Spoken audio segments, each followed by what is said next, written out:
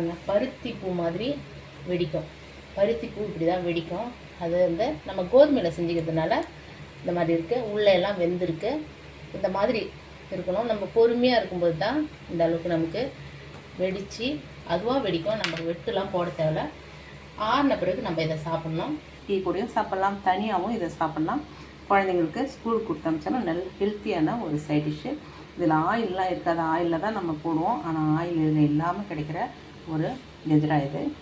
சாப்பிட்டு பாருங்கள் ஃப்ரெண்ட்ஸ். நம்ம டீ கடை கஜ்ரான்றது மிக பிரமாதம் அப்படின்னு நினச்சிட்டு இருந்தோம் சின்ன வயசில். இப்போ கொஞ்சம் காலமாக அது நமக்கு ஈஸின்னு தெரியும்.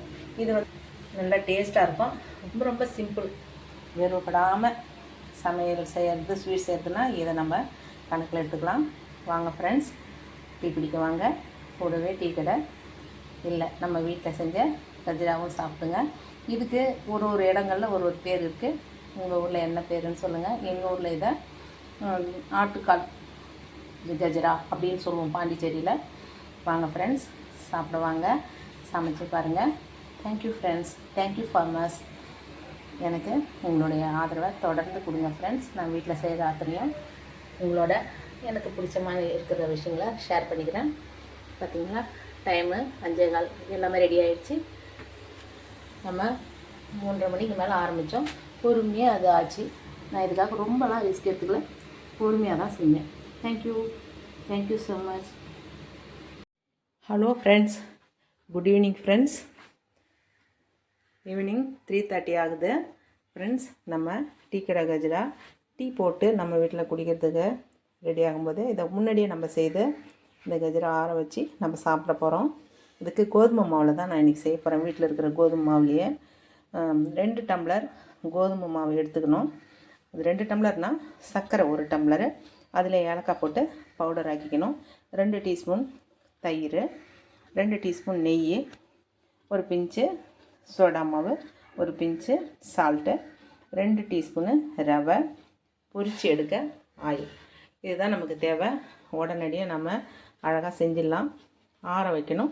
கொஞ்ச நேரம் பிசைஞ்ச மாவை நம்ம ஒரு 15 மினிட்ஸு அதை ஊற விட போகிறோம். இவ்வளோ தான் நம்ம காத்திருக்க வேண்டிய நேரம். மீதிலாம் வந்து பக்காவாக நமக்கு கஜ்ரா ரெடி ஆகிடும்.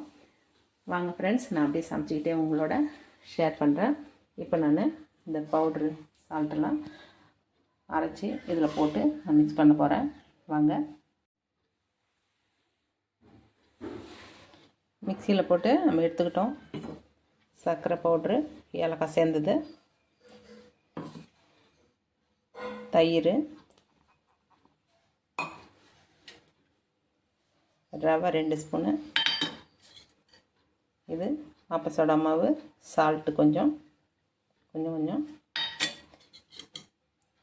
2 டீஸ்பூனு நெய். இதை நம்ம பிசைவோம் ஃபஸ்ட்டு. அதுக்கப்புறமா கொஞ்சம் கொஞ்சமாக தண்ணி சேர்க்க போகிறோம்.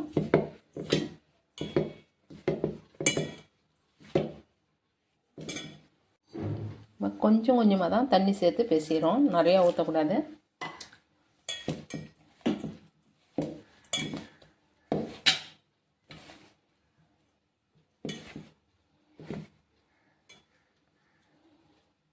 ஃப்ரெண்ட்ஸ், இந்த அளவுக்கு நம்ம கெட்டியாக பிசைஞ்சு வச்சுக்கிட்டு நம்ம அது கொஞ்சம் சர்க்கரை சேர்த்து மாவு இருக்கிறதுனால கொஞ்சம் லைட்டாக தண்ணி விடும்.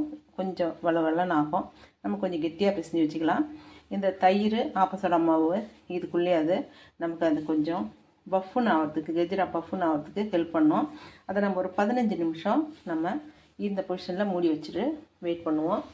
இப்போ மணி 3:45. நம்ம 3:30க்கு ஆரம்பித்தோமா, 3:45க்கு நான் பெசிற வெள்ளம் முடிச்சுக்கிட்டேன். இப்போ 4 மணிக்கு ஒரு 15 நிமிஷம் நான் இதை மூடி வச்சு வெயிட் பண்ண போகிறேன். அதுக்கப்புறம் வந்து நம்ம எண்ணெயை காய வச்சு அதில் கஜ்ராவை நம்ம போட ஆரம்பிச்சிடலாம். ஃப்ரெண்ட்ஸ், இப்போ நமக்கு 4:05 ஆகிடுச்சு. நான் ஒரு 20 நிமிஷமே ஆகிடுச்சு. கொஞ்சம் கூடுதலானாலும் பரவாயில்ல, நல்லாவே பசன்னு வரும். இப்போ எண்ணெயை நான் லோ ஃப்ளேமில் வச்சு எண்ணெயை சூடு பண்ணுறேன்.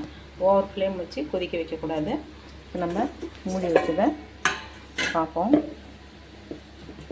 நமக்கு இந்த அளவுக்கு கெட்டியாக இருக்கும். நம்ம நல்லா உருண்டை ஷேப்பாக உருட்டிக்குவோம். சின்ன சின்ன பால்ஸாக எடுத்துக்குவோம். நமக்கு வந்து எந்த அளவுக்கு எண்ணெய் இருக்கோ அந்த அளவுக்கு தான். எண்ணெயில் ஃபுல்லாக முழுகாத அளவுக்கு நம்ம போடுவோம். முழுகணும் அப்படின்னு, மூழ்கி போகணும் அப்படின்னு அவசியம் இல்லை.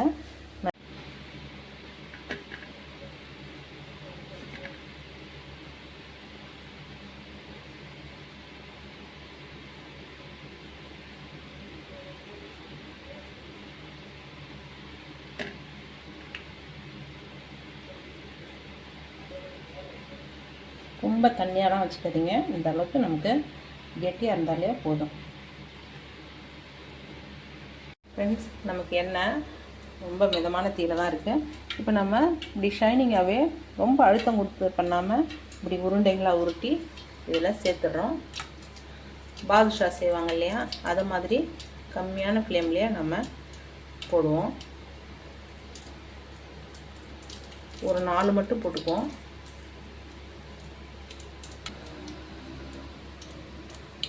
நம்ம இதை பொறுமையாக பொரிச்சு எடுத்தால் போதும். அது பக்குவமாக உள்ளே வெந்துடும். இல்லைன்னா மேலே கடன்னு கலர் வந்துடும், வெந்து போயிடும், தீஞ்சு போயிடும். உள்ள மாவு அப்படியே இருக்கும். அதுக்காக தான் நம்ம இதை பாதுஷா ரேஞ்சுக்கு பொறுமையாக செய்ய போகிறோம். 10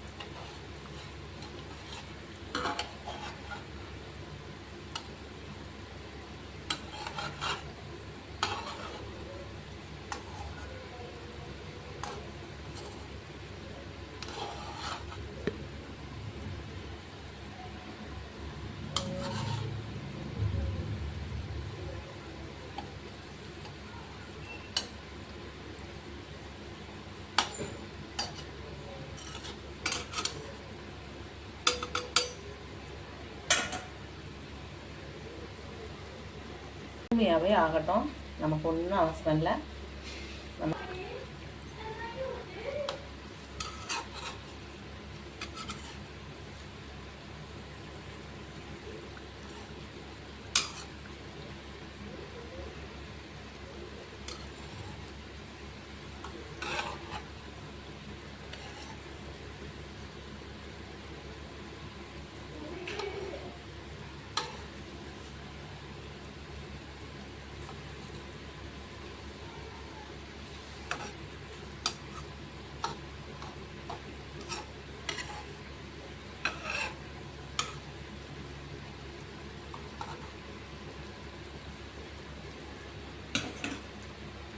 நமக்கு நல்லா வந்துடுச்சு, பொறுமையாக வந்துடுச்சு. இப்போ இந்த தண்ணியில் நம்ம மொத்தமாக கூட அள்ளிக்கலாம். அது அந்த பபிள்ஸ்லாம் அழகாக பொறுமையாகவே அதுவே அடங்கும். நம்ம எடுக்கும்போது ரொம்ப சாஃப்டாக இருக்கும், கொதிக்கும், சாப்பிட்ற மாதிரி இருக்காது. ஆற தான் அது கெட்டிப்படும். பார்த்தீங்களா, 4 நம்ம ஒரு பால்ஸை ரெடி பண்ணிக்கிட்டே இருக்கோம். சாஃப்டாக இருக்கும். நான் அடுத்தது அடுத்த பேட்ச் போட்டுடுறேன்.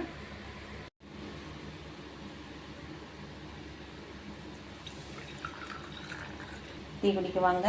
நம்ம வீட்டில் டீயும் நம்ம வீட்டிலே தான், டீ கடை கஜராவும் நம்ம வீட்டிலே தான் செய்கிறோம். சாப்பிடுவாங்க ஃப்ரெண்ட்ஸ். சமைச்சும் பாருங்கள்.